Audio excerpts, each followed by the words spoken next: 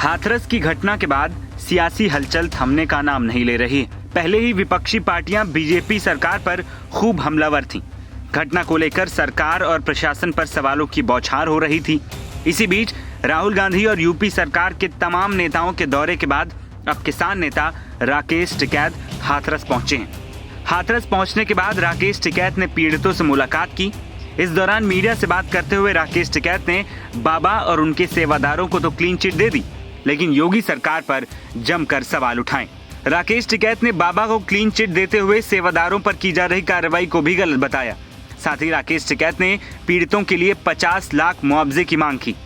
राकेश टिकैत का कहना है कि अगर भीड़ इकट्ठा होगी तो घटनाएं भी होंगी। टिकैत ने कहा कि हादसा हो गया है तो हादसे की जिम्मेदारी महाराज जी पर क्यों डाल रहे हो भाई, सरकार इसकी जिम्मेदारी ले। देखो, परिवारों की मुलाकात हुई, दुखद घटना है। अब इसका एक ही परिवार का सहारा है कि इनको आर्थिक मदद मिलनी चाहिए। 1-2 लाख रुपए से कुछ नहीं होता। हमारी यही कि 50 लाख रुपया एक सदस्य को मिल जाए जिसकी डेथ हुई, ये हमने कहा है यहाँ पे। भाई बाबा को भी कुछ फंड है, क्योंकि बाबा के पास में भी कुछ फंड वे दे दे। कार्रवाई से थोड़ा कुछ इन परिवारों का होगा। बाबा के खिलाफ कहीं कार्रवाई क्या करा उसने? एक भीड़ है, भीड़ में एक हादसा हो गया। प्रशासन को ये सीख लेनी चाहिए और जो आयोजक कर रहे हैं उसको भी कि आगे से इस तरह की घटना ना हो।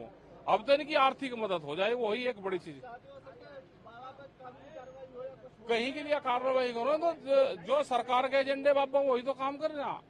उन्होंने कौन सा गलत कर दिया? भाई अयोध्या में लाखों आदमी रोज जा रहे हैं, तो एक धार्मिक जो आयोजन हो तो उसके लिए तो एक स्टाफ फोर्स बन जाए कि धार्मिक आयोजन हो रहे उसको हम ठीक तरह से करवाएंगे। उसको जब सरकारों का धार्मिक एजेंडा है तो भीड़ तो बढ़ेगी। और ये जिस समाज से हैं, ये समाज तो भाई उन्होंने तो हिंदुत्व का एजेंडा तो लिया, ये तो बुद्धिस्ट की तरफ जा रहा था। वो तो और ठीक काम कर रहे हैं वे। इनका मुआवजा दे दो, उसी में ही है, और इसकी जांच करके वो अपना किताब में लिख लो कि भीड़ को कैसे कंट्रोल करा जाता है।